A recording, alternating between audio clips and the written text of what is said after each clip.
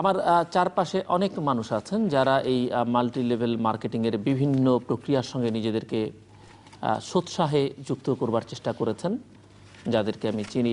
কেউ কেউ অনেক স্বপ্ন দেখেছেন, তাদের স্বপ্নের পরিণতি কী হয়েছে আমার জানা নেই। আবার কাউকে কাউকে এমনও পাওয়া গেছে যে যারা বিনিয়োগ করেছেন কিন্তু শেষ পর্যন্ত কোথাও গিয়ে থেমে গেছেন বা কিছুই পাননি, এরকম মানুষের দেখাও মিলেছে।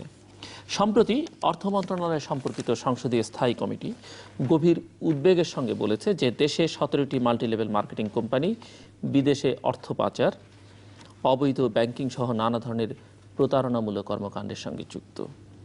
এর আগে আমরা ইউনিপে 2 এর কথা শুনেছি, যুবকের কথা শুনেছি, TCLM এর কথা শুনেছি, নিউ ওয়ের কথা জেনেছি, DGN এর কর্মকাণ্ডে অনেক মানুষ প্রতারিত হচ্ছে সে কথাও শুনেছি।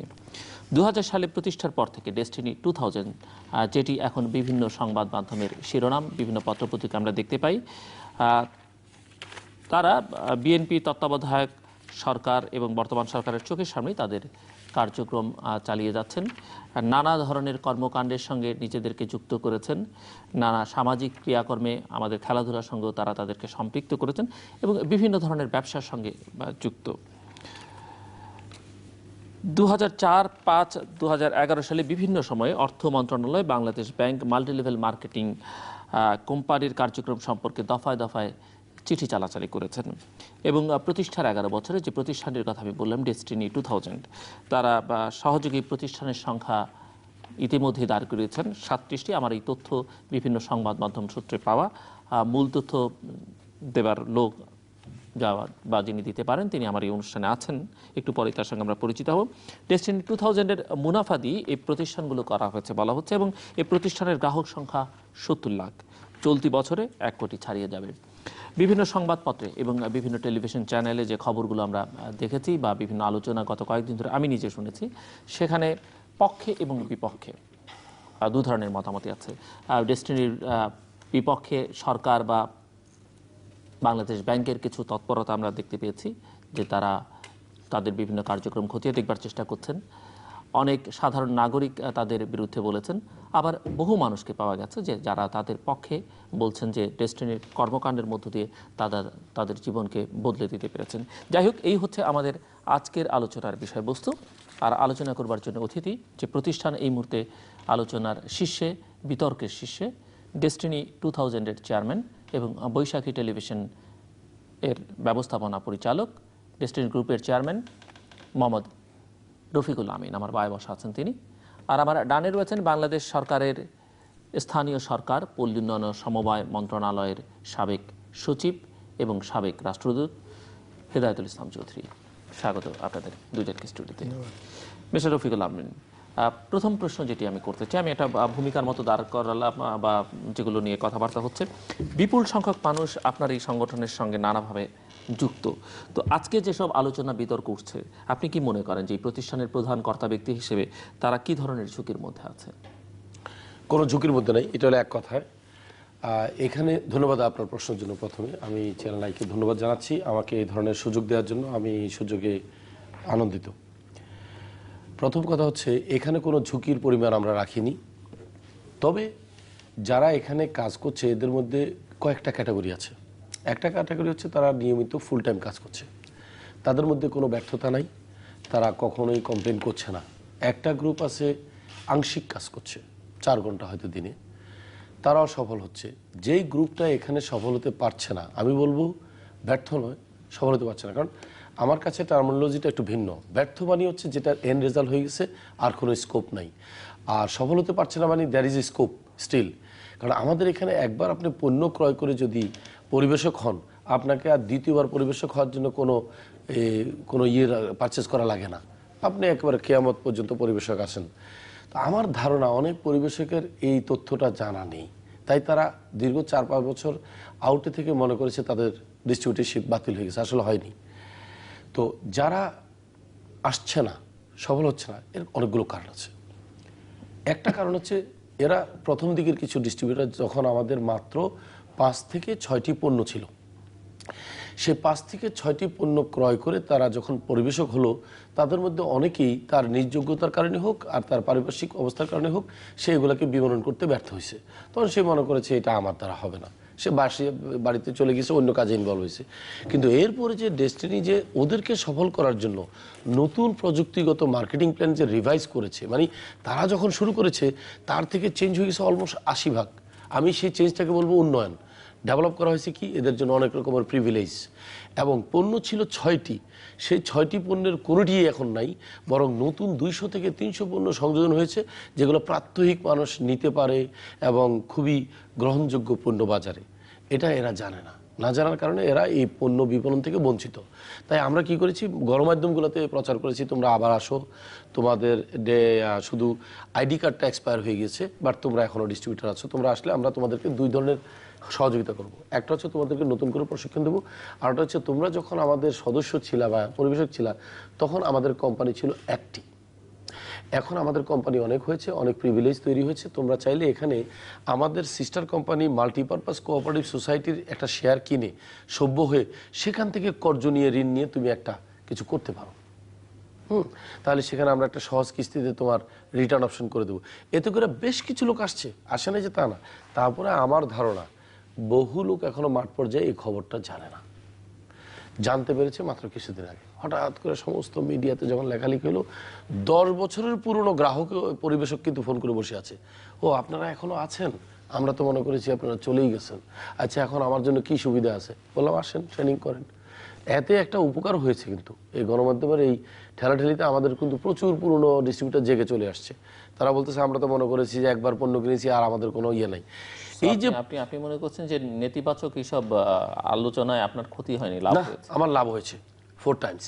কেন লাভ হয়েছে? আমি তখন তাদেরকে, আমার কি লাভ হয়েছে দেখেন, একটা চরম লাভ হয়েছে। আজকে আমি শেরাটনে ট্রেনিং করিয়েছি, আমি বলছি গণমাধ্যম যা কথা বলেছে তার 90 ভাগ সত্যি, 10 ভাগ হয়তো তারা একটু কালার করেছে। বলে কি 90 ভাগ?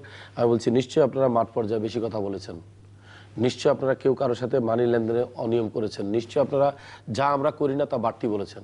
আর গণমাধ্যম হয়তো যেটা যোগ করেছে সেটা হচ্ছে কিছু কাল্পনিক কথাবার্তা লাগিয়েছে।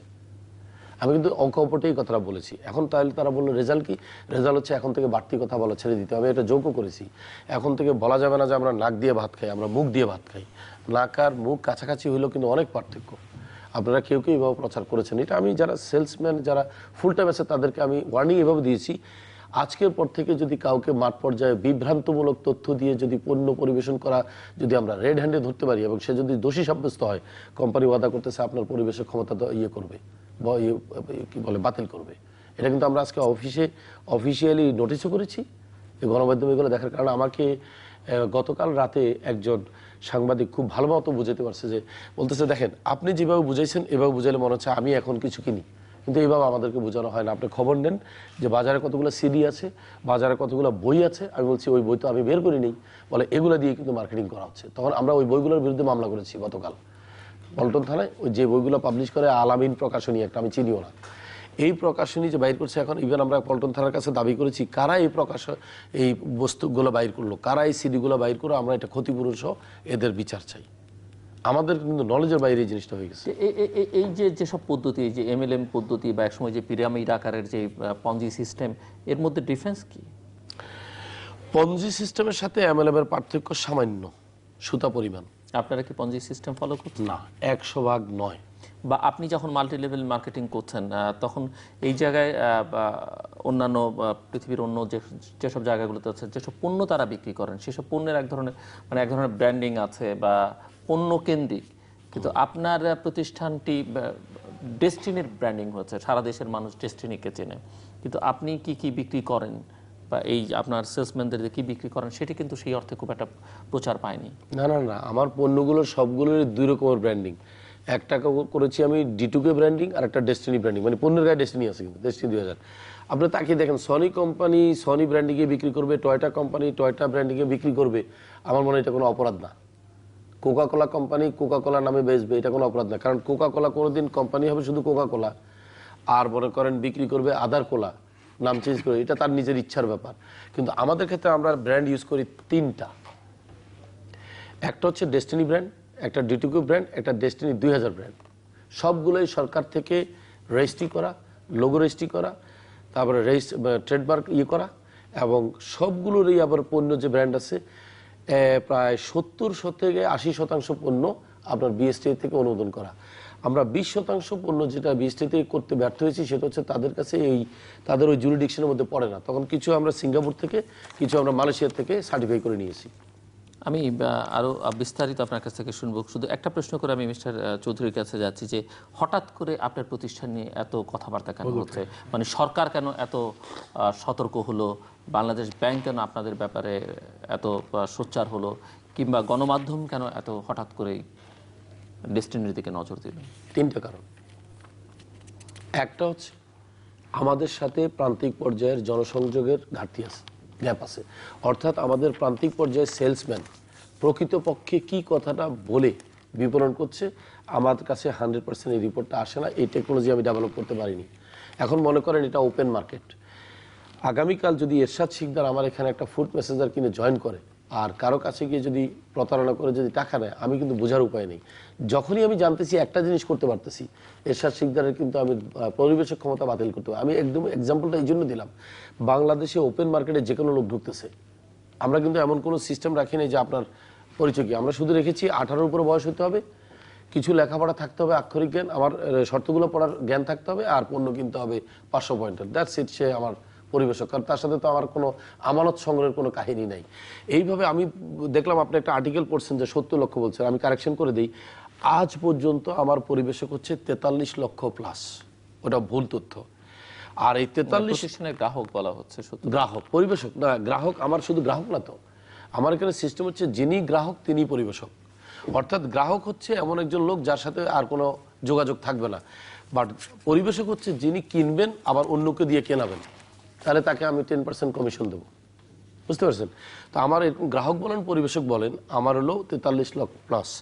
আর কোঅপারেটিভ সোসাইটি যেটা 2005 সালে জন্ম নিয়েছে, সেটা হচ্ছে যেহেতু সরকার বলে দিয়েছে যে আপনার এই কোঅপারেটিভের শেয়ার, এই 50 কোটি টাকার পরিশোধিত মূলধন, এইটা আপনার ডেস্টিনি 2000-এর গ্রাহক ছাড়া কেউ কিনতে পারবে না।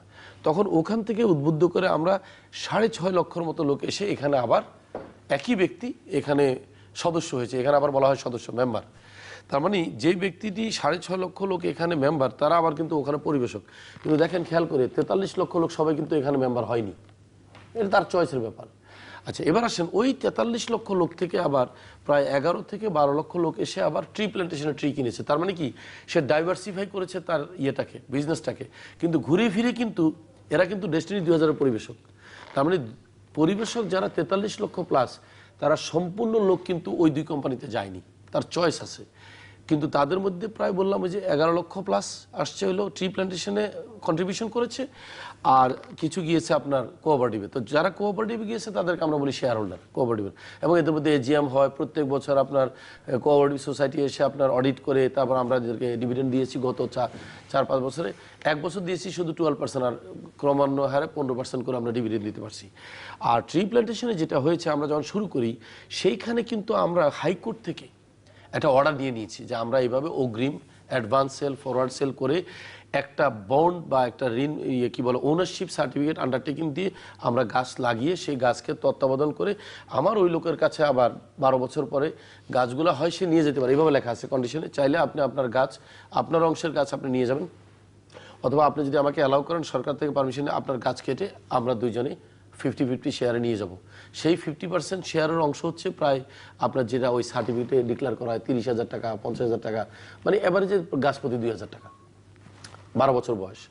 তো এখন এরা সবাই কিন্তু নিরাপদ, কারণ যে লোকটা ওখানে পরিবেশক সে কিন্তু এখানেও আছে আবার এখানেও আছে। কিন্তু ভুল করে যে জিনিসটা করেছেন যারা তদন্ত করেছেন তারা, আমি দেখেছি রিপোর্ট আমার সামনে, বলতেছেন 38 লক্ষ লোকের থেকে পরিশোধিত মূলধনের শেয়ারকে বিক্রি করা হয়েছে। এটা ভুল তথ্য। আবার বলা হচ্ছে 70 লক্ষ লোকের কাছে গাছ বিক্রি করা হয়েছে, এটাও ভুল তথ্য। তথ্য আমার কাছে আছে। আমার কথা হচ্ছে আমি খুশি হতাম গণমাধ্যম যখন এই কাগজটা পেয়েছে বাংলাদেশ ব্যাংকের, বুদ্ধি করে যদি আমাকে ফোনে অথবা সামনে এসে বলতো যে আপনার ব্যাপারে অবজারভেশন, আমরা কালকে রিপোর্ট করতে যাচ্ছি, আপনার বক্তব্য কি বলুন। একটি ব্যক্তিও ফোন করেনি। আমি জানলাম 2 দিন পরে। প্রথম দিন নয়া দিগন্ত করলেন না, দিগন্ত করলেন, পরে আপনার প্রথম আলো। আমি রিয়েলি সারপ্রাইজ কি হচ্ছে এগুলো, এবং আমি চেয়ে পড়ে যোগাযোগ করলাম যে না এটা তো ঠিক না। পরে আমি আমাদের পাবলিক রিলেশন ডিপার্টমেন্ট বলে যে প্রতিবাদ দেন। আমি মনে করি আমি এটুকু দাবি রাখতে পারি, আমিও কিন্তু কয়েকটা মিডিয়া চালাই, আমার কাছে একটা এথিক্স আছে। কারো ব্যাপারে কোনো সমালোচনা আসতেই পারে, সেই সমালোচনার যার বিরুদ্ধে আসবে তার বক্তব্য নেওয়ার অধিকার আছে। জি, আমি আসবো আপনার কাছে, শুনবো আরো কথা। মিস্টার হেদায়েতুল ইসলাম চৌধুরী, আপনি বাংলাদেশ সরকারের কোঅপারেটিভ সেক্রেটারি ছিলেন, তো আপনার কাছে জিজ্ঞাসা, এই যে পঞ্জি সিস্টেমের কথা আপনি শুনেছেন, যে দ্রুত বড়লোক হবার যে স্বপ্ন বা প্রক্রিয়া, যেটি অন্যান্য দেশও আছে, বাইরে থেকে তার উৎপত্তি, এবং এমএলএম এর যে প্রক্রিয়া বা কোঅপারেটিভ ব্যাংকিং আছে এখানে প্রচুর, বেশ কয়েকটি প্রায় শতাধিক। জি, এর আইনগত এমএলএম আলাদা, আবার মাল্টিপারপাস আলাদা। আমি বলছি যে এগুলোর আইনি ভিত্তি বা মন্ত্রণালয় এগুলোকে কিভাবে পরিচালনা করেছে, আপনি যে সময়টাতে ছিলেন সেই সময় তার কার্যক্রম বা এখন সর্বশেষ চিত্রটা আপনার কাছে কি? ধন্যবাদ আপনাকে। বিশেষ করে বর্তমানে আমাদের মানে একটা বিশেষ একটা আলোচ্য বিষয় হলো এমএলএম এর বর্তমান যে কথাবার্তা পত্রপত্রিকা আসছে, তার সবার মুখে একটা আলোচনা হচ্ছে। যে কোনো একটা জিনিস মানে এমএলএমটা হলো সেবা বিপণনের একটা অভিনব কৌশল। সেবা বিপণনের একটা কৌশল হলো MLM. MLM multi level marketing, এটা মার্কেটিংয়ের সাথে সম্পৃক্ত। মার্কেটিং আমাদের দেশে করবে, বিভিন্ন প্রোডাক্ট উৎপন্ন হবে বা ইম্পোর্ট হয়ে আসবে, এটা মার্কেটিংকে কীভাবে কোন পরিস্থিতিতে করবে, এটা ওই পার্টিকুলার দ্যাট অর্গানাইজেশনের একটা ব্যক্তিগত ব্যবস্থাপনা, পছন্দের ব্যাপার। এবং সেই ব্যবস্থাপনাটা কীভাবে তারা অধিক মুনাফা করতে পারে, কীভাবে তারা অধিক মুনাফা দিতে পারে, কীভাবে অধিক সেবা দিতে পারে, এগুলি তাদের ইনোভেটিভ একটা আইডিয়া থাকতে হবে, যার ভিত্তি করে জনগণ এই সুযোগটা পেতে পারে। ঠিক আছে, এমএলএমটা আমাদের দেশে শুরু হলো, এটা নামটা প্রথম মানুষ বুঝতে পারেনি বা এখনো বুঝে নেই। আমাদের দেশে কিন্তু এই ধরনের প্রক্রিয়া কিন্তু আগে থেকে চলে আসছে। আপনি শুনছেন যে ওই টাঙ্গাইলে যেটা বললেন আপনি কি আইজিসিএল, ওরা তো এমএলএম এর মতোই ওরা ব্যবসা সদস্য, এবং তারা ইন্ডাস্ট্রি করেছিল, ভালুকাতে ইন্ডাস্ট্রি করছিল, অনেক জায়গায় অনেক কিছু করছিল। কিন্তু দেখেন এটা আস্তে আস্তে এটা আলটিমেটলি রুইন্ড হয়ে গেল, কতগুলি লোক পথে বসে গেল। এমএলএম এর নামে কতগুলি এরা যারা সদস্য হয়েছিল তার পথে বসে গেলেন।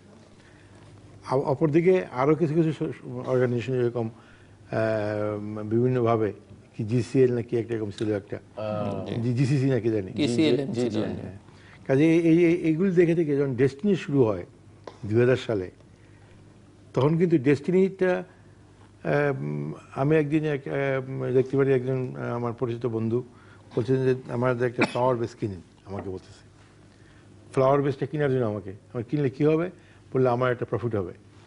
অর্থাৎ এই ফ্লাওয়ার বেসটা আপনি কিনলে আপনারও একটা প্রফিট হবে, যেটা আপনি বলছেন যে পিরামিড সিস্টেম।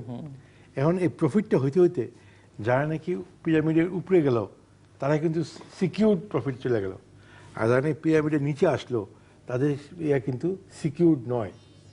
এখন সিকিউরড নয় কেন, এই প্রশ্ন হলো আমাদের দেশে এমএলএম এর কোনো আইন নাই। এমএলএম কিন্তু পৃথিবীতে বিভিন্ন জায়গায় হচ্ছে। মালয়েশিয়া হচ্ছে ডাইরেক্ট সেল অ্যাক্ট 1993 আইনে, যুক্তরাজ্যে হচ্ছে ফেয়ার ট্রেড অ্যাক্ট নামে, আর ভারতে হচ্ছে prize chit and money circulation স্কিমে আন্ডার 1978 হচ্ছে। তারপরে আপনার চীনে হচ্ছে ডাইরেক্ট সেলিং অ্যাক্ট, কানাডায় হচ্ছে কম্পিটিশন অ্যাক্ট। এই বিভিন্ন নামে বিভিন্ন আইনের মাধ্যমে এই ধরনের ব্যবসা হচ্ছে। কাজে আইনের মাধ্যমে যদি আপনি এই ধরনের ব্যবসাকে আনতে পারেন, তাহলে যা চিট করার বা মানুষকে ঠকাবার কোনো ইয়ে নেই। আমাদের বর্তমানে একটা টেন্ডেন্সি, আমাদের আইন ছাড়া ওনারা ব্যবসাগুলো করছেন। আমি বলতেছি মনে করেন আমাদের দেশে একটা টেন্ডেন্সি হয়েছে, আমরা মানে জ্ঞানী না হয়ে চালাক হওয়ার একটা প্রবণতা। আমরা জ্ঞানী না হয়ে চালাক হতে চাই। আমরা শিক্ষিত হয়েছি, শিক্ষিত না হতে আমরা কি করে অপরের সাথে মানে একটা ভাব করতে পারি না আমি লাভবান হই। এই ধরনের একটা প্রবণতা আমাদের মনের মধ্যে আছে, এবং এই প্রবণতাকে লক্ষ্য করে আমরা চাই যে এর মাধ্যমে আমি আরও বেশি প্রফিট অর্জন করি। কিন্তু যারা নাকি নিঃস্বার্থভাবে উদ্যোগ গ্রহণ করেন, তারা যদি তাদের এই উদ্যোগটাকে যদি ভালোভাবে ওনারা বাস্তবায়ন করতে পারেন, তাহলে কিন্তু ওনার যারা নাকি কোলাবোরেটর তারা কিন্তু লাভবান হচ্ছে, লাভবান হইতে বাধ্য। কারণ হলো এটা একটা বিপণন বিশেষ। আচ্ছা, এখন বলতে পারেন যে কেন তার আইন না থাকলে এই যে হলো কি করে? হ্যাঁ, কিসের বলে তারা এই কাজটা করছেন ওনারা একটা দেশে? এই দেশে ব্যবসা করতে, আপনি যদি দেশে ব্যবসা করতে চান তাহলে আপনাকে প্রথম করতে হবে মিউনিসিপ্যাল ট্রেড লাইসেন্স কিনতে হবে। Trade licence from the municipality অথবা সিটি কর্পোরেশন। ওনারা ট্রেড লাইসেন্স নিচ্ছেন সিটি কর্পোরেশন থেকে। ওনাদের রেজিস্ট্রেশন করতে হবে জয়েন্ট স্টক কোম্পানিতে। ওনারা জয়েন্ট স্টক কোম্পানিতে কোম্পানি একটা ওনারা রেজিস্ট্রেশন করাইছেন এবং ওনারা যে সমস্ত আইনে ব্যবসা করা যায় সেই সমস্ত আইনে ওনারা ব্যবসা করছেন। তখন কিন্তু আমরা কিছু বললাম না। 2000 থেকে 2005 ওনারা কোঅপারেটিভ সোসাইটি একটা রেজিস্ট্রেশন করছেন। That is another part, not for this business. এই বিজনেসে যারা নাকি ইনভলভ, দি মেম্বার্স, তারা ওই শেয়ার কিনতে পারবে। শেয়ার কিনলে যে কোঅপারেটিভ অ্যাক্টের সম্পর্কে আমরা পরে আলোচনা করব। তো এখন ওনাদের যেই ব্যবসাটা, এই ব্যবসার মানুষ, এই যে আমাদের দেশে কথা আছে, চুন খায়া মুখ থাকলে দই দেখে ভয় পায়। কাজে ওই যে বিভিন্ন টিএলএম, বিভিন্ন মার খেয়েছে মানুষ, ঠকছে, যুবক দেন কত এই কাজ করছে, ইউনিপে টু, চিটাং ইউনিপে টু, এরা কত কাজ করছে, কিন্তু এরা আলটিমেটলি এদের পিছনে একটা প্রতারণার একটা কাজ মানে মানে মানে মানে মানে এদের মধ্যে কাজ করছে বলেই হয়তো বা আলটিমেটলি বেনিফিশিয়ারি যারা, তারা বেনিফিটেড না হয়ে তারা এর বিরুদ্ধে সোচ্চার হয়েছে। কাজেই এই ডেস্টিনি যদি কোনো প্রতারণা না করে থাকে, ডেস্টিনি যদি কোনো মানুষকে না ঠকাই থাকে, তাহলে আপনি দেখবেন যে দৈনিক প্রথম আলো পত্রিকায় পড়েছি আমি এটা। কারণ আমাদের দেশে কিন্তু প্রথম আলোতে দেখা যাচ্ছে যে 2004 সালে অর্থ মন্ত্রণালয়ে বাংলাদেশ ব্যাংকের চিঠি, ডেস্টিনি কার্যক্রম প্রতারণামূলক। আচ্ছা, 2004-এ যেখানে নাকি ডেস্টিনি কার্যক্রম প্রতারণামূলক বাংলাদেশ ব্যাংক চিঠি দিল অর্থ মন্ত্রণালয়কে, তখন এটা ভালো করে তদন্ত হলো না কেন? 2012 যদি অর্থ মন্ত্রণালয়ের কাছে এই চিঠি দিয়ে থাকে বাংলাদেশ ব্যাংকের ভূমিকাটা কি? বাংলাদেশ ব্যাংকের তো একটা ভূমিকা আছে আর্থিক প্রতিষ্ঠানগুলির প্রতি, এবং এই ব্যবসার ক্ষেত্রে যদি ওনাদের কোনো আইন ভূমিকা না থাকে, তাহলে ওনারা যাদের ভূমিকা তাদেরকে পার্সু করতে হবে, এবং যে পার্সু করা উচিত ছিল, নাম্বার 1। নাম্বার 2, 2005-এ ডেস্টিনির আবার বাংলাদেশ ব্যাংকের আবার চিঠি, যে ডেস্টিনির প্রতারণামূলক ব্যবসা জনস্বার্থে হানিকর। এখন হানিকর কেন, এটা পত্রিকা আসে নাই, কিন্তু হানিকরের জন্য নিশ্চয়ই ওনারা তদন্ত করেছেন, তদন্ত করতে হবে। তদন্ত না করে একটা ব্যবসাকে আপনি হানি করে বলতে পারেন না। এটা ব্যবসাকে হানিকর, প্রতারণা, এটা জনস্বার্থ হানিকর, এটা বলতে গেলে আপনাকে স্পেসিফিক কিছু কিছু এলিগেশন আনতে হবে। এই এলিগেশনগুলো কিন্তু পত্রপত্রিকা স্পষ্টভাবে আসে নাই, একটু মানে সেই কি অবস্থা। কিন্তু গভর্নমেন্ট থেকে যদি উনি ব্যাংক বলে থাকে, তাহলে কেন অর্থ মন্ত্রণালয় ব্যবস্থা গ্রহণ করলো না? আর 2011-তে ডেস্টিনি বিষয়ে ব্যবস্থা নিয়ে বাণিজ্য মন্ত্রণালয়, স্বরাষ্ট্র মন্ত্রণালয়কে অর্থ মন্ত্রণালয়ের চিঠি, 2011-তে বাণিজ্য মন্ত্রণালয়কে এবং স্বরাষ্ট্র মন্ত্রণালয়কে। অ্যান্ড স্বরাষ্ট্র মন্ত্রণালয়ে দেখা যাচ্ছে যে পুলিশের এডিশনাল এসপি সাহেব বলছেন যে আমরা এটা ডেস্টিনির বিষয়টা আমরা, উনি বলছেন AKM শহীদুল হক, উনি বলছেন যে বিষয়টি পরীক্ষা করে দেখছি যে আইনগত ব্যবস্থা নেওয়ার সুযোগ আছে কিনা, এদিন পরে আমরা দেখি সুযোগ আছে কিনা। কিন্তু ইন দ্য মিন টাইম যে প্রচারণা হলো, যদি ওনাদের ব্যবসাটা প্রতারণামূলক না হয়ে থাকে, তাহলে এটা যারা বেনিফিশিয়ারি, যারা মেম্বার হয়েছে, মানুষের ইনভলভমেন্ট হলো, কেউ হয়তো ক্ষতিগ্রস্ত হয়েছে, কেউ হয়তো লাভবান হয়েছে, প্যানিক হয়ে যাবে একটা। এবং যদি ওনারা প্রতারণামূলক হয়ে থাকে, তাহলে ওনাদের বিরুদ্ধে দেশ প্রচলিত আইনে ব্যবস্থা গ্রহণ করার সুযোগ রয়ে গেছে, ওনাদের বিরুদ্ধে কোর্টের মাধ্যমে ব্যবস্থা করার সুযোগ রয়ে গেছে, ওনাদের বিরুদ্ধে পুলিশ আইনে ব্যবস্থা করার সুযোগ রয়েছে, এই সমস্ত নেওয়া উচিত ছিল। কিন্তু ওনারা কিন্তু যে আইনটা বর্তমান বলবৎ দেশে আছে, সেই আইন অনুসরণ করেই কিন্তু ওনাদের ব্যবসা শুরু করেছেন। এটা প্রতারণামূলক কিনে তাহলে এজেন্সি পরীক্ষা করে দেখতে হবে। এবং আমার মনে হয় ডেস্টিনি যেভাবে কাজ শুরু করেছেন, ডেস্টিনি কাজকর্মেও আমার একটা আপত্তি, একটা মানে বক্তব্য, একটা বক্তব্য আছে, সেটা হলো ডেস্টিনি কি কাজ করতেছে এটা বহুল প্রচারিত নয়। কাজের চেয়ে প্রতিষ্ঠানের নামটা প্রচারিত বেশি, নামটা প্রতিষ্ঠান, ডেস্টিনি পত্রিকা, ডেস্টিনি অমুক, ডেস্টিনি সমুক, এগুলি। কিন্তু ডেস্টিনি 2000 লিমিটেড যেটা, হ্যাঁ, ডেস্টিনি কি করে জনগণের মধ্যে ব্যবসা যে সেবামূলক একটা কাজ করতেছে, এটা কিন্তু ওনারা প্রচার করেননি। যখন প্রচার করেনি, তখনই এটা সে কি মনে হয় যেন পিছনে কিছু একটা প্রতারণামূলক হইতে পারে, যেহেতু এই প্রতিষ্ঠানগুলো আগে হয়েছে। ডেস্টিনি কিন্তু উচিত ছিল বা কি ধরনের জিনিস মার্কেটিং করছে, মার্কেটিং পণ্য করতেছেন, মার্কেটিং করছে সেটি আপনি এই প্রশ্ন উঠেছেন জি। যে আপনি কি ধরনের পণ্য মার্কেটিং করতেছেন, এটা কিন্তু ওনারা প্রচার করতেছেন না। ওনারা রেডিও চালান, পত্রিকা চালান, ইত্যাদি ইত্যাদি ইত্যাদিতে জনগণের মানে যারা নাকি বেনিফিশিয়ারি তারা কিন্তু এটা থেকে বুঝতে পারে না যে ডেস্টিনি কি কাজ করতেছে। জি। এবং এইটাই ডেস্টিনির একটা লুপহোল আমি মনে করি। এবং ডেস্টিনির আইনগত দিকে ডেস্টিনি যদি কোনো আইনের ব্যত্যয় ঘটে থাকে তাহলে ডেস্টিনি বিধি ব্যবস্থা করা উচিত গভর্নমেন্টের। মিস্টার রফিকুল আমিন। জি, ধন্যবাদ। আমি এখানে বেশ কিছু নোট নিচে খুব সংক্ষেপে বলি, শুরু করি এখান থেকেই। আমরা লাইসেন্স আমাদের যে আর্টিকেল মেমোরেন্ডাম আছে আমরা যখন করি তখন আমরা কিন্তু সেকশন 9-এ কিন্তু উল্লেখ করেছি, এবং সেটা আমি আপনাদের সুবিধার্থে একটু পড়ে শোনাই। আমার কাছে বইটা নিয়ে এসেছি আমি, যে ডেস্টিনি 2000, এটা পাতা নম্বর 2 সেকশন 9। সেখানে পরিষ্কারভাবে লেখা আছে, to carry out the business in a soul distributor or agent of the locally manufactured product and to marketwise those products throughout the country in the chain marketing system or multi-level marketing system or direct marketing system। এখন এই কথা বলা যাবে না যে আমি marketing declare দেইনি, কিন্তু মজার ব্যাপার হচ্ছে বাকি কোম্পানিগুলো ডিক্লার দিয়েছে কিনা আমার জানা নেই, বাট আমি ডিক্লার দিয়ে নিয়েছি। তার জয়েন্ট স্টক। তারপরে আমি আবার এটাকে আরো শুদ্ধ করার জন্য 2006 সালে না হয় 7 সালে গিয়েছিলাম হাইকোর্টে। হাইকোর্টে গিয়ে আমি সেখানে আরো ডিটেল অ্যামেন্ডমেন্ট করে নিয়েছি 5-এর A 5-এর B। 5-এর বিতে যদি আপনি দেখেন আমি এখানে পরিষ্কার বলেছি আমি এইভাবে মার্কেটিং করতে চাই। হাইকোর্ট আমাকে অনুমোদন দিয়েছে, আমি অ্যামেন্ডমেন্ট করে নিয়েছি। হাইকোর্টে গেলেন কিসের ভিত্তিতে আপনি? যেহেতু এমএলএম এর কোনো আইন নেই, আমি বলেছি এমএলএম এর আইন নেই, আমি একটা গাইডলাইনের মধ্যে আসতে চাই, আমি একটা বাধ্যবাধকতার মধ্যে আসতে চাই, আমি একটা জবাবদিহিতার মধ্যে আসতে চাই। আমি নিজে বলেছি আমাকে একটা আইন দেন, কারণ আমি দেখলাম এই রাস্তা দিয়ে সবাই গাড়ি চালাচ্ছে, যে কোনো সময় অ্যাক্সিডেন্ট হতে পারে, কোনো সিগন্যাল লাইট নেই। তখন আমি সরকারকে বললাম দয়া করে এই রাস্তার মধ্যে সিগন্যাল লাইট বসান, ট্রাফিক পুলিশ দেন, নাইলে আমাকে কেউ মারবে অথবা আমি কাউকে মারবো। এটা তো আমার চাওয়া। গত 9 বছর ধরে এমএলএম এর নীতিমালা আমি চেয়েছি। আমার সমস্ত সাবমিশন আছে বাণিজ্য মন্ত্রণালয়। আমির খুসরো যখন বাণিজ্য মন্ত্রী ছিলেন আমি রেকর্ড দেখাইতে পারবো রফিকুল আমিন সাইন করেছে। আমি বলেছি যদি এমএলএম এর আইন না করা হয় থাকলে আপনার সুবিধা, হ্যাঁ আইন থাকলে ব্যবসা করতে সুবিধা না, তাহলে এই যে বললেন 12 বছর, দেখেন আমি কিন্তু আমার জন্ম 3 বছর পর থেকে চাইতেছি, যখন আমার কোনো ব্যবসা হয়নি, আমি লোকসানে। আমি ভয় পেয়েছি যে আমার দেখা দেখি আমার স্বদেশ কেউ বলবে কি যে আমিও আছি, আমিও ওনার মতো এমএলএম। আমি আপনার সাথে সম্পূর্ণ একমত। বাংলাদেশের 70 থেকে 72টা লোক এমএলএম নামধারী আছে। I have a doubt 4 to 5 is good or not, এ ব্যাপারে আমার স্বীকার করতে আপত্তি নেই। বাট এটার জন্য দায়ী কে? আমি না, প্রশাসন দেখতে হবে।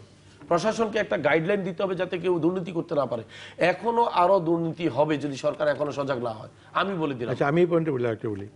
আমি মানে একবার আসতেছি মালয়েশিয়া থেকে, বিদেশ থেকে, তো দেখি মালয়েশিয়া মানে কুয়ালালামপুর এয়ারপোর্টে অনেক লোক ড্রেস পরা। তো বললাম আপনারা কে? বলে আমরা ডেস্টিনি।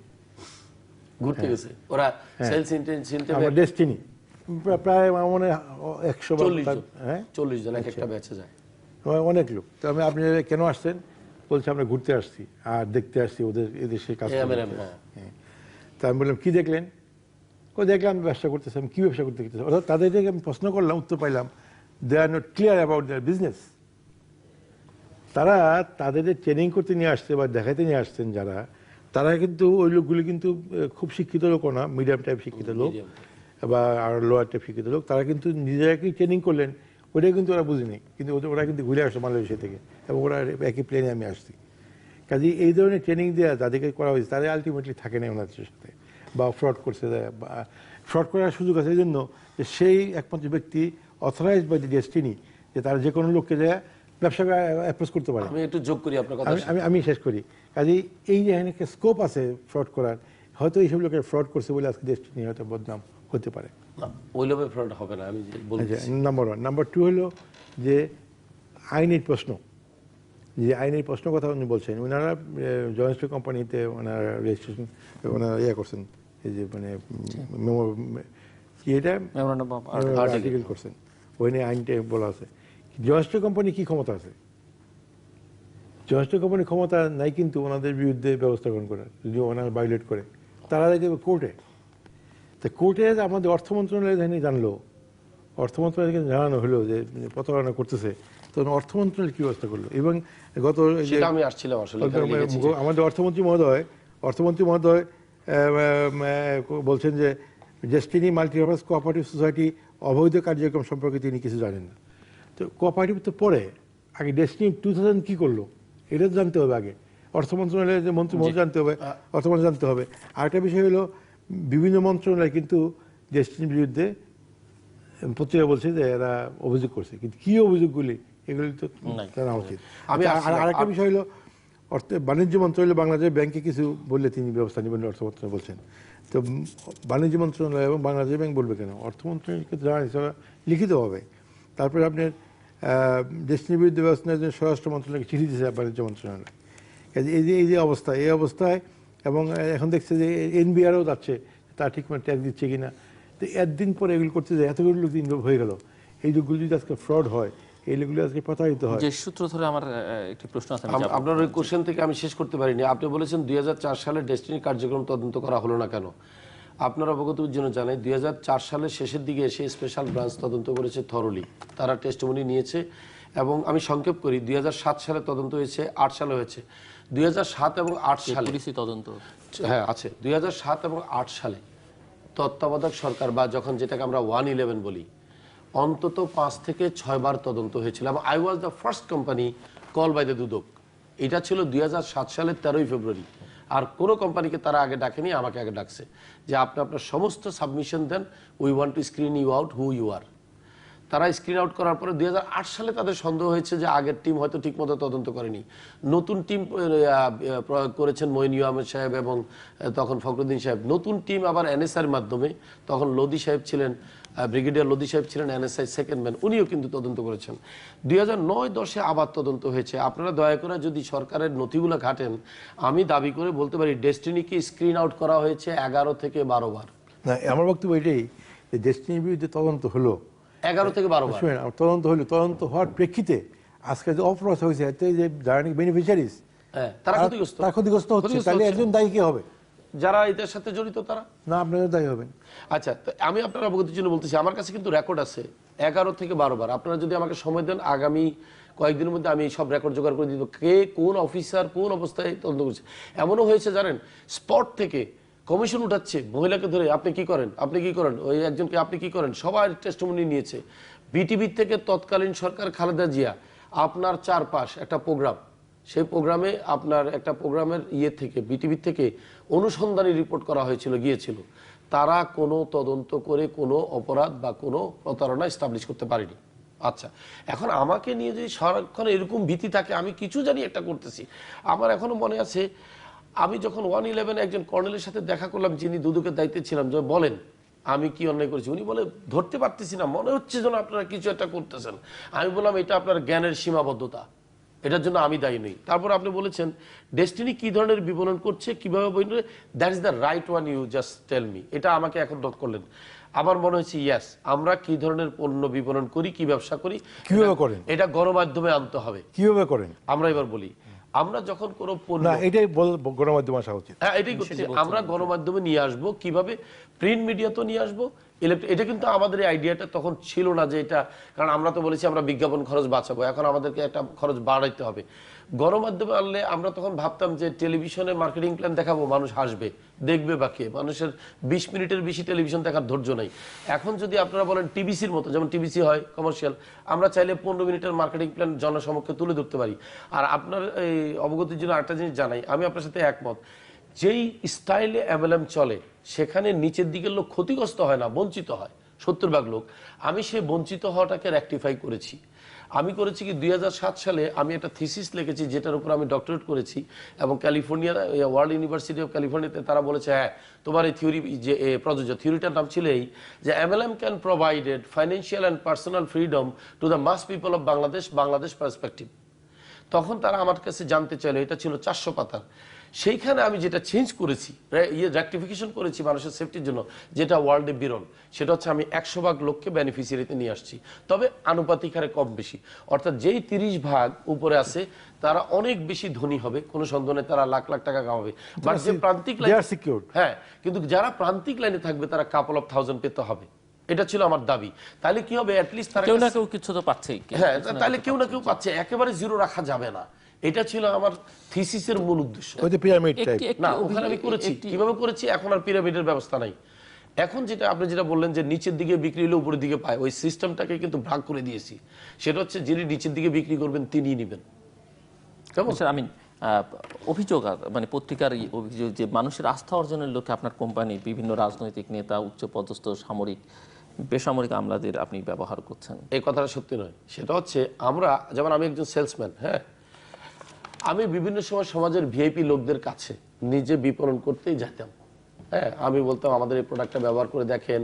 আমাদের ম্যাক্সিমাম প্রোডাক্ট কিন্তু স্বাস্থ্য প্রোডাক্ট। হ্যাঁ, ফুড মেসেজ আমাদের এমনও পাবেন, যেমন গতকালকে আব্দুল্লাহ নুতুষা নিজে বলেছে যে ওনার বাবা একটা ইয়ে কিনেছে, ফুড মেসেজার কিনেছে। আমি বিভিন্ন ভিআইপিদের সাথে পরিচয় করার সুবাদে আমি এগুলো বিপণন করতে যেতাম। তারা আমার প্রোডাক্ট পেয়ে যখন দেখতো যে হ্যাঁ প্রোডাক্টগুলো ভালো, তখন আমাকে জিজ্ঞেস করতো আপনারা কিভাবে এটা বিপণন করেন, এইটা কোথায় কোথায় আছে, আপনারা দোকান দিতে পারেন না? তখন আমরা বলি হ্যাঁ আমাদের দোকান আছে, 160টা আউটলেট আছে, বেশি নাই, সারা দেশব্যাপী নেই, 160টা আছে। যেমন আমাদের হাতিরপুরে 10,000 স্কোয়ার ফিট জায়গার মধ্যে আছে, বসন্ত সিটিতে 3টা আছে, এরকম আমি বললাম 160টা আছে। বাট আমার পক্ষে তো হাজার হাজার দোকান দেওয়া সম্ভব না, কারণ আমার ওভারহেড বেড়ে যাবে। তখন ওনারা বলে যে আচ্ছা আপনারা কিভাবে বিপণন করেন? আমরা একটু সংক্ষেপে ব্যাখ্যা করে বলি আচ্ছা আপনি এক কাজ করেন, পুরোটা বোঝার জন্য আমাদের একটা অনুষ্ঠানে আসেন।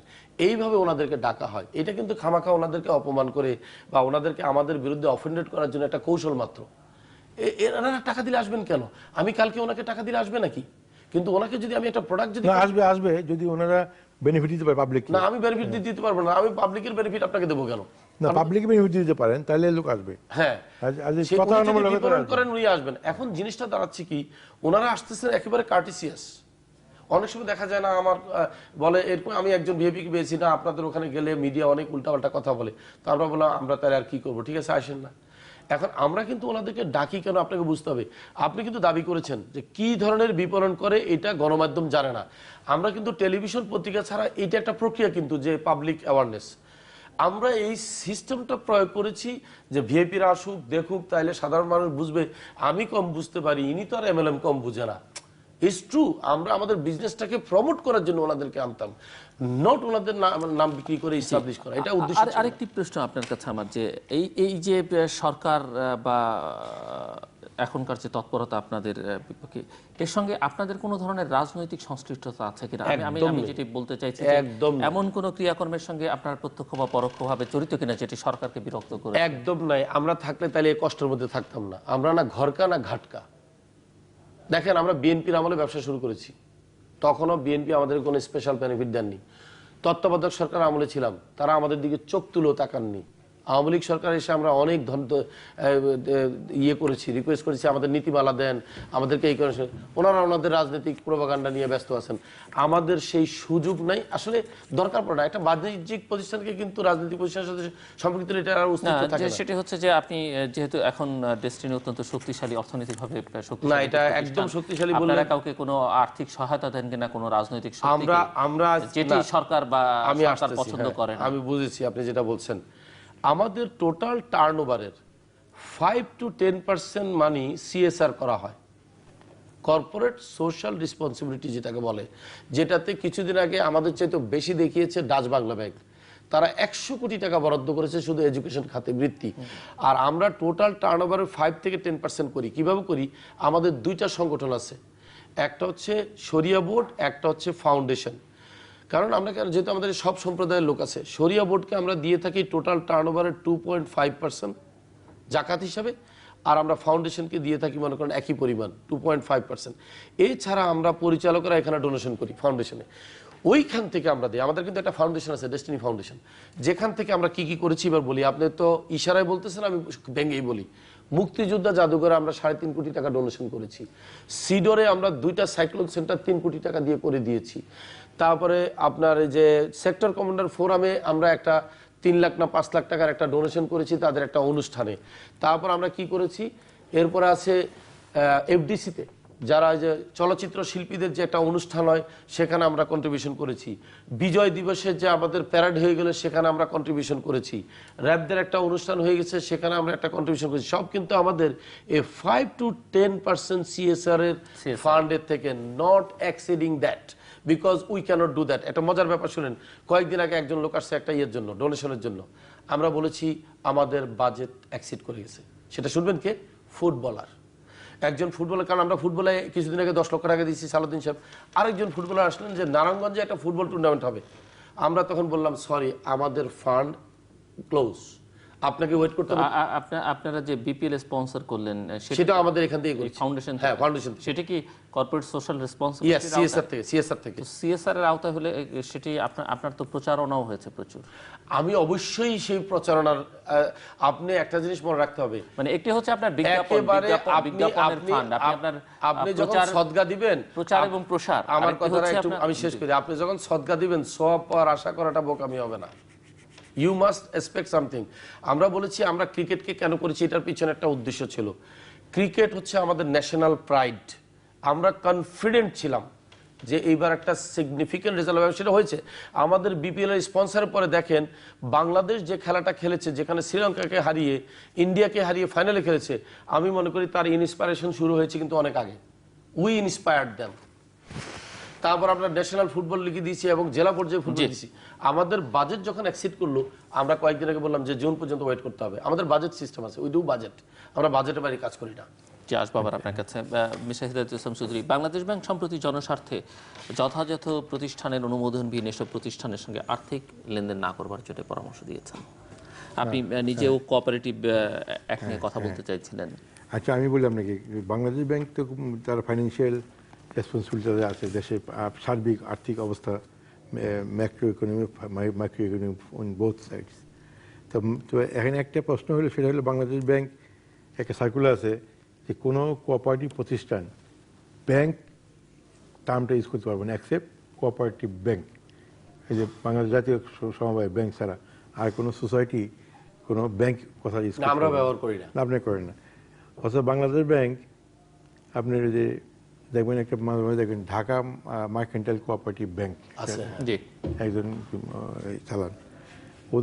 ওরা আমি যখন ব্যাংক শব্দটা ইউজ করছি, সেক্রেটারি আমার দৃষ্টি আসলে আমি অনেক নোটিস করলাম এবং উনি বলছেন যে আমি এটা আমার আগে নাম ব্যাংক ছিল, কাজে করবো। অথচ বাংলাদেশ ব্যাংকে কিন্তু বাংলাদেশ ব্যাংকের সার্কুলার অনুসারেই ব্যাংক কথা ইউজ করা যাবে না, কিন্তু বাংলাদেশ ব্যাংক আজ তাহলে পর্যন্ত আপনার কথা হলো যে বোঝা গেল কোঅপারেটিভ ব্যাংক ব্যাংকিং করছে। হ্যাঁ, শুনেন, হ্যাঁ, বাংলাদেশ ব্যাংক আজ পর্যন্ত সেই ব্যাংকটাকে বন্ধ করতে পারেনি। ব্যাংক কিন্তু দেখি চলতেছে। আমি থাকা অবস্থায় সে ব্রাঞ্চ করলো খুলনার ব্রাঞ্চ করার সময় আমি আপত্তি করলাম, আমার অফিসে বললাম বন্ধ করো ব্যাংক, এটা হইতে দেওয়া যাবে না। কারণ হলো কোঅপারেটিভের আইন হলো যে কোনো জায়গায় কোনো প্রতিষ্ঠান করতে গেলে কোঅপারেটিভ রেজিস্টারের অনুমোদন ছাড়া কোনো আপনি করতে পারবেন না। কাজে সে অনুমোদন ছাড়াই সে করতেছে। সে এসে কোর্টে রিট করে দিল একটা, ওই রিট আমি শুনতেছি আজ পর্যন্ত রিটের কোনো ফয়সালা হয়নি।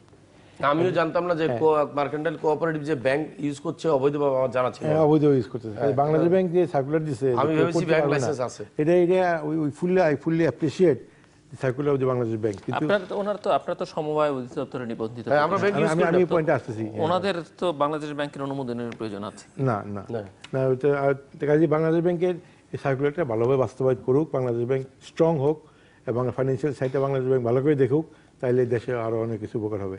আজকে বাংলাদেশ ব্যাংক অর্থমন্ত্রক চিঠি না দেয়া, দেশটির বিরুদ্ধে লেখা, মানে চিঠি লেখা না করে যদি তখন দেশটির বিরুদ্ধে ডাইরেক্টলি অ্যাকশন যেত, আজকে দেশটিনি আইদা তারা আইডিয়া পাইতো, গভর্নমেন্টের আইডিয়া কি কারেকশন করে নিতে পারতো, অথবা আজকে এতগুলো লোকের আজকে রিস্ক যেদের কি অ্যাপ্রিহেন্ড করা হচ্ছে, অ্যাপ্রিহেন্ড করা হতো না।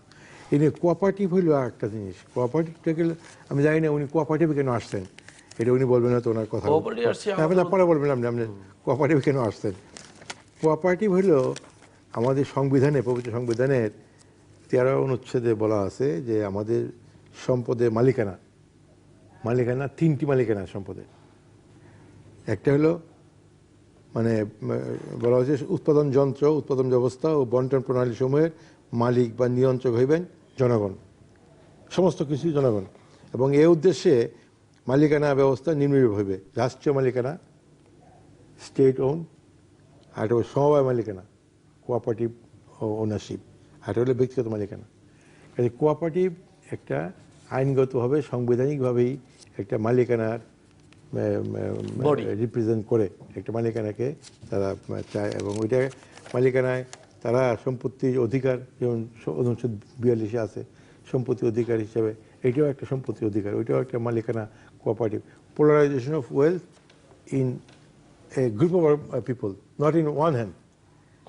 একটা সম্পদটা যদি এটা সমাজতন্ত্র না হোক, কিন্তু একটা group of people, they will be the owner of the মালিকানার। কিন্তু আপনার ইয়াতে হলো যে ব্যক্তি মালিকানা ব্যক্তি হয় আর সরকারি মালিকানা সরকার হয়। কাজে এই ধরনের মালিকানা এই কোঅপারেটিভটা চলতেছে। কোঅপারেটিভের আইন রয়ে গেছে, বিধি রয়ে গেছে, এবং কোঅপারেটিভ আইন বিধি মোতাবেক যারা নাকি আইন বিধি অনুসরণ করে তারা দরখাস্ত করে তারা কোঅপারেটিভ করতে চায় এবং যদি সে আইন বিধিকে অনুসরণ করে তাহলে রেজিস্ট্রার এটাকে রেজিস্ট্রেশন দিবেন, যে নিবন্ধন করবেন। এবং যদি ওই আইন বিধি না ফলো করে তাহলে রেজিস্ট্রি নিবন্ধন করবেন না।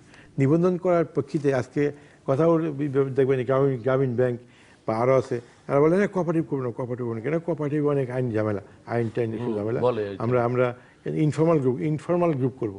ইনফর্মাল গ্রুপে আর কোঅপারেটিভের ঝামেলা নেই। হ্যাঁ, কোঅপারেটিভ করতে গেলে অডিট করতে হবে, কোঅপারেটিভে ইন্সপেকশন হবে, কোঅপারেটিভের ডিভিডেন্ড দিতে হবে, কোঅপারেটিভের শেয়ার কিনতে হবে কোঅপারেটিভ আইন মোতাবেক, কোঅপারেটিভের প্রসার ঘটের আপনার রেজিস্ট্রার নিবন্ধন করতে হবে। কাজে এই ধরনের ভিত্তিতেই কোঅপারেটিভের সংগঠনগুলি চলে আসছে। তাই ডেস্টিনি কী করলো? ডেস্টিনি কোঅপারেটিভে আসলো 2005 সনে। আমি এই ব্যাপারে একটু আজকে জিজ্ঞেস করছি এখানে। এবং ডেস্টিনিতে এই পর্যন্ত সমিতির আপনার মেম্বার হলো 6,40,179 জন, 6,40,179 জন মেম্বার, এবং 31/12/2011 8,22,826 জন, প্রতিনিধি সদস্য 411 জন। সমিতির এই বছরের নিট লাভ হয়েছে সমিতির 48,37,66,706 টাকা। এবং সমবায় আরও কাছে অভিযোগ রেজিস্ট্রারের অফিস অনুসারে ডেস্টিনির বিরুদ্ধে কোনো কোঅপারেটিভ মেম্বার কোনো অভিযোগ করেনি। ডেস্টিনির বিরুদ্ধে মূল কথা, 6.5 লাখের মধ্যে একজনও ডেস্টিনি কোনো মেম্বার করে নাই। কিন্তু এখানে আপনার যে আমানত নেওয়া আমানত দেওয়া নিয়ম আছে, নিয়ম মোতাবেক এগুলি করতে হবে। আপনি যে কোনো লোককে আপনি ঋণ দিতে পারবেন না, এবং আপনি যে কোনো লোকের কাছে নিতে পারবেন ওই টার্মস অ্যান্ড কন্ডিশন, এবং আপনি মেম্বার যারা তারাই ভোগ করবে, তারাই বেনিফিট পাবে, তারা লাভ পাবে। এবং কিন্তু দেখা যাচ্ছে যে সমিতি বিভিন্ন প্রকল্প গ্রহণ করছে, এই পর্যন্ত 37টা প্রকল্প গ্রহণ করছে, 37 প্রকল্প ডেস্টিনি। না 37 না, কোঅপারেটিভের 34টি, কারণ ওগুলো তো ইন্ডিপেন্ডেন্ট কোম্পানি। ডেস্টিনি 2000 এবং 37 আমাকে জানা মতে টোটাল 37। হ্যাঁ, বাট 34টি ওন করে আপনার কোঅপারেটিভ। কিন্তু এটা কিন্তু রেজিস্ট্রারের কোনো অনুমতি নেই ওনারা। না নিয়েছি, হ্যাঁ, ওনারা রেজিস্ট্রারের কোনো অনুমতি নেই। শেষ করলে আমি দেখা। আচ্ছা, আমি বলেন পরে রেজিস্ট্রারের কোনো অনুমতি ওনারা নেয় নেই যে 36টা ব্যাপারে। তারপরে শেয়ার বিক্রি যে মূলধন, এক্ষেত্রে কোনো অনিয়ম করছে কিনা তা এটা এখন রেজিস্ট্রার অথরিটি নিবন্ধন রেজিস্ট্রার কোঅপারেটিভ তারা তদন্ত করে তারা এটা দেখতে পারবে। এবং সমিতি টাইম টু টাইম তাদের এরিয়া অফ অপারেশন বৃদ্ধি করেছে, এবং তাদের মূলধনও তারা টাইম টু টাইম, তারা 50 কোটি টাকা দিয়ে শুরু করছিল, এখন তারা 300 কোটি টাকা তাদের মূলধন তারা করছে, আরো বেশি। হ্যাঁ, আমরা লাস্টে কত করতে চাই না। হ্যাঁ, এবং সমিতির শাখা 20টা শাখা তাদের করছে, এখন 27টা করছেন এখন হয়তো বা। এবং একজন সমিতির যে বর্তমান অবস্থা, এটা একটা 49 ধারায় একটা তদন্ত করলেই এই সমিতি কোঅপারেটিভে কোনো ওনারা মিসলিড করছেন কিনা বোঝা। তো এই পর্যন্ত কোঅপারেটিভ কোনো মেম্বার কিন্তু করেনি। আমি ওইটাই বলি, কোঅপারেটিভে কেন আসলাম। আমরা যখন 2004 সাল পর্যন্ত, ওই যে বললাম 2006 সাল পর্যন্ত কিন্তু আমরা শুধু ব্রেক ইভেন করার চেষ্টা করছি ডেস্টিনি 2000 লিমিটেড, কারণ যেহেতু ওখান থেকে 26,000 লোক সবাই ফ্রি আসছে, একজনও পণ্য কিনছে না। তো এরা কখনো কখনো পণ্য বিক্রি করে আর বসে থাকে আমাদের অফিসে, আমাদের ওভারহেড কস্ট আছে। আমরা তখন চিন্তা করলাম, হয়তো আমরা তখন ধারণা করেছিলাম যে হয়তো মাল্টি লেভেল মার্কেটিংয়ে আমাদের আরও 10 বছর লেগে যেতে পারে সফল হওয়ার জন্য, আমরা আরও একটা বিজনেস শুরু করি। সেই বিজনেসের উদ্দেশ্য ছিল গৃহায়ন করব, ট্রান্সপোর্টেশনের বিজনেস করব, শিক্ষার বিজনেস করব, এগুলো করব। তখন আমাদেরকে একজন লয়ার সাজেস্ট করেছিলেন, আপনাদের চাওয়াগুলোর মিল আছে কোঅপারেটিভের সাথে। আমরা একজন লয়ারের সাথে কনসাল্ট করেছিলাম, না করার পরে ওনারাই বলেন যে cooperative can give some of you who are interested. তখন আমরা মাত্র 22 জন লোকে শুরু করেছিলাম, 1,20,00,000 টাকা বিনিয়োগ দিয়ে, 22 জন লোক মিলে। সেখান থেকে যাত্রা শুরু। আমাদের পরিশোধিত মূল ছিল 50 কোটি টাকা। সেই 2005 থেকে 2007 পর্যন্ত 50 কোটি টাকার মধ্যে আমরা কেবলমাত্র শেয়ার বন্টন করতে পেরেছি 5 কোটি প্লাস, কোনো পরিবর্তন নাই। হঠাৎ করে কিন্তু এটা জাম্প করেছে 2007 সালে, যখন 2007 সাল এবং 8 সালে 6 বার স্ক্রিন আউট হলো আমাদের দুটো কোম্পানি। আমাদের সভ্যদের মধ্যে একটা কনফিডেন্স চলে আসলো যে destiny is the genuine company. এর আগে একজন কিন্তু ভরসা পাচ্ছে না যে আমি এখানে শেয়ার কিনবো, এই কোম্পানি থাকবে কিনা চলে যাবে। যেটা আপনারা জানতেন, তদন্ত হয়নি, আমি তো বললাম 2007-8 বেশি স্ক্রিন আউট করেছিল এসবি, এনএসআই, ডিবি, ডিজিএফআই। এমন হয়েছে ডিজিএফআই থেকে এসে আমাদেরকে সব ধরাই করে ফেলছে, উঠতে দেয়নি, সব দেখে টেকে। এরপর আসছে থেকে এনবিআর থেকে ধারা 26 নিয়ে গ্রেপ্তারি পরোয়ানা নিয়ে 4 জন হাজির। আমরা ভ্যাট ফাঁকি দিয়েছি, সারাদিন ধরে দেখে যে ভ্যাট তো ফাঁকি দিইনি, ভ্যাট আরো বেশি দিয়েছি বলতেছে। পরে তারা সরিটরি বলে চলে গেছে। একটা কথা বলে গেছে, আমার মনে আছে, বলছে somebody is after you, you are so much clean, too good to be true। আপনারা এত ক্লিন, কিন্তু আপনাদের নামে বদনামি কেন এনবিআর এ? যাই হোক, আমি যেটা সংক্ষেপ করতে চাচ্ছি যে আমরা কিন্তু উদ্বুদ্ধ হয়েছি যে কোঅপারেটিভ একটা ভিন্ন ভেঞ্চার, আমরা এমএলএম পয়সা আয় করতে পারছি না। এখন আমার কথা হচ্ছে, আপনি বলেছেন কিন্তু আমরা 34টা যে বিনিয়োগ করেছি, এইখানে কিন্তু অনুমোদনের কপি আমি সাথে নিয়ে আসছি। এই 34টাতে অনুমোদন দিয়েছে এইভাবে যে ব্যবস্থাপনা কমিটির এত তারিখে সভায় অর্থ বছরের বাজেটে যে সকল মূলধন 5 লাখের অধিক বিনিয়োগের প্রস্তাবনা দেওয়া আছে সেগুলোকে অনুমোদন দেওয়া হলো। 1 থেকে আমি দিয়ে যেতে পারি আপনাদেরকে, 1 থেকে 34টি। আমি আপনাকে বললাম না যে আমরা কিন্তু সবগুলো কোম্পানির মালিক কিন্তু কোঅপারেটিভ নয়। এবার আসেন কোন কোম্পানিতে কতটুকু ওন করে, আমি এটা এভারেজ বলতে পারি। প্রত্যেকটি কোম্পানির 70% মালিক হচ্ছে সরাসরি কোঅপারেটিভ, 20% মালিক হচ্ছে ডেস্টিনি 2000 লিমিটেড, 10% মালিক হচ্ছে ডেস্টিনি ট্রেড ইউনিয়ন। তার মানে কোনো ব্যক্তিকে কিন্তু এখানে মালিকানা রাখা যায়নি। আমরা ব্যক্তি মালিক শুধু একটি প্রতিষ্ঠানে, ডেস্টিনি 2000 লিমিটেড। এই যে একটা গণমাধ্যমে ভুল বুঝাবুঝির মাধ্যমে লেখা হয়েছে যে প্রত্যেক পরিচালকের নাম আছে, এটা একেবারে মিথ্যা কথা। সো এখন এই যে অর্থ মন্ত্রণালয়ের বা বাংলাদেশ ব্যাংকের যে অভিযোগ আপনাদের বিরুদ্ধে কিংবা সংবাদপত্রে যা লেখা হচ্ছে, এইসব অভিযোগ আপনি আপনার প্রতিষ্ঠান কিভাবে মোকাবেলা করবেন এবং গ্রাহকদের যে দায় যেটি নিয়ে উনি চিন্তিত মিস্টার হেদায়েতুল ইসলাম চৌধুরী, সেই গ্রাহকদের দায় পরিশোধ আমি একটা কথা বলি ভাবছেন বা তাদেরকে আশ্বস্ত করবার জন্য কি করবেন? বাংলাদেশ ব্যাংকের যদিও কর্মকর্তারা, এটা কিন্তু অভিযোগ নয়, অবজারভেশন। ওনারা অবজারভেশনটা দিয়েছেন উপরের দিকে অর্থ মন্ত্রণালয়, তারা সম্ভাবনার কথা বলেছেন। দেখেন, তারা এখানে লিখেছেন যে ব্যাংক কোম্পানি আইনের ব্যত্যয় ঘটিয়ে মাল্টিপারপাস কোঅপারেটিভ সোসাইটির নামে অবৈধ ব্যাংকিং, অর্থাৎ আমানত সংগ্রহ ও ঋণ করা। এখন আমানত সংগ্রহ এবং ঋণ করা কিন্তু এখানে কিন্তু পারমিটেড। এই দুইটা টার্মকে ওনারা ব্যাংকিং বলে কিন্তু চাপিয়ে দিয়েছেন। ওনারা ওনাদের অবজারভেশনটা উপরের দিকে বলেছেন। এটা কোঅপারেটিভ অ্যাক্টে পারে, এটা কোঅপারেটিভ অ্যাক্টে পারে। খেয়াল করেন, উনিও বলছেন যে আমি আমানত সংগ্রহ করতে পারি, ঋণ করা করতে পারি, কিন্তু লেখা আছে অবৈধ ব্যাংকিং অর্থাৎ আমানত সংগ্রহ, ঋণ দান। হ্যাঁ, কিন্তু আপনি কাকে করবেন সভ্যতার মধ্যে, হ্যাঁ এটা বলা আছে সভ্যতার মধ্যে, উনি কিন্তু এটা বলেন নাই। এবার কি বলতেছেন দেখেন, উনি বলছেন যে তারা অবৈধ ব্যাংকিং কার্যক্রম পরিচালনা করলেও সরজমিনে ব্যাপক ভিত্তিক ও অন্তর গভীর পরিদর্শন ছাড়া তাদের অবৈধ ব্যাংকিং এর বিষয়টি আইনানুগ প্রতিষ্ঠা করা কঠিন হবে। তার মানে নিজ মুখে স্বীকার করছেন যে আমরা অবৈধ বললেও প্রমাণ করতে পারবো না। এটার একটাই উত্তর, আমরা অবৈধ নই। তাহলে আপনি কেন বলবেন যে এটা প্রমাণ করা কঠিন হবে? আচ্ছা, এইটা বলছে। এরপরে বলে কি দেখেন, শেষ করতে হবে। হ্যাঁ বলতেছি, 2014 সালের মধ্যে ওনারা একটা ফোরকাস্ট করতেছেন, ওয়েদার ফোরকাস্ট। 2014 সালের মধ্যেই এই হাই কোম্পানিটি জনগণের হাজার হাজার কোটি টাকা নিয়ে উধাও হয়ে যাওয়ার আশঙ্কা প্রকাশ করা হচ্ছে। উনি ওয়েদার ফোরকাস্টের। আমি তো বলবো যে এটা আপত্তিকর কথাবার্তা। আপনি 2 বছর পরে আমি হাওয়ায় যাব, আমি এখন এখান থেকে বেরিয়ে একজন লোককে অ্যাক্সিডেন্ট করবো, আমি গুলি করব, আমাকে পুলিশ ধরে নিয়ে যাবে। Taking any legal actions? Yes, we are going, you are very right. কারণ উনি ফোরকাস্ট করতে পারেন আমার সম্বন্ধে। আমি সরকারকে অনেক টাকা ট্যাক্স দিই, I am a respectable person, I am a CIP person. They can not just mention so ugly word, অবৈধ, হাই, হোয়াট ইজ দিস? এবং এটা কিন্তু ইন্টারনাল মেমো, এটা কিন্তু তদন্ত রিপোর্ট নয়, ইন্টারনাল মেমো, যে আপনারা 3 মন্ত্রণালয় মিলে একটা কমিটি করেন, এদেরকে আরো বেশি কি করেন, তদন্ত করেন। ভেরি গুড, আমি তদন্তকে কিন্তু সাধুবাদ জানাই। আমি এখনো দাবি করব টেলিভিশনের সামনে, বাংলাদেশের সর্বোচ্চ পর্যায়ে যে কোনো এজেন্সি আমাদেরকে তদন্ত করেন। তবে একটা কথা আছে, এরপরে আর হয়রানি করবেন না, দয়া করে আমাদেরকে কাজ করতে দেন। খুব বেশি বিরক্ত হচ্ছি, কারণ আমাদের উন্নয়নে অনেক বাধা পড়তেছে। আমাদের মাঠকর্মীরা খুবই হতাশ। একবারই তদন্ত করে যদি ভুল শুদ্ধ থাকে ওয়ার্নিং দেন, কারেকশন করে দেবো, জরিমানা দেবো, এরপরে চলে যান, কাজ করতে দেন।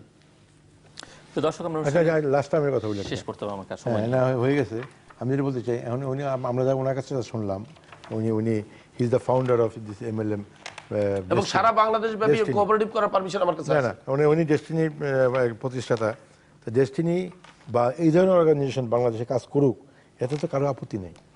যদি জনগণের বেনিফিট হয়, পাবলিক যদি এতে লাভবান হয়, তার আপত্তি নেই। কাজেই অবিলম্বে সরকারের উচিত হবে MLM আইন করা, এক্স্যাক্টলি, এবং অবিলম্বে কোঅপারেটিভের উচিত হবে ধারা 49-এ ইমিডিয়েট লেখা তো পুরোপুরি তদন্ত করা। এই সে কি কথাবার্তা বলে প্রিয় আমার দর্শক, ক্ষতি আমরা করা অনুষ্ঠানের হচ্ছে।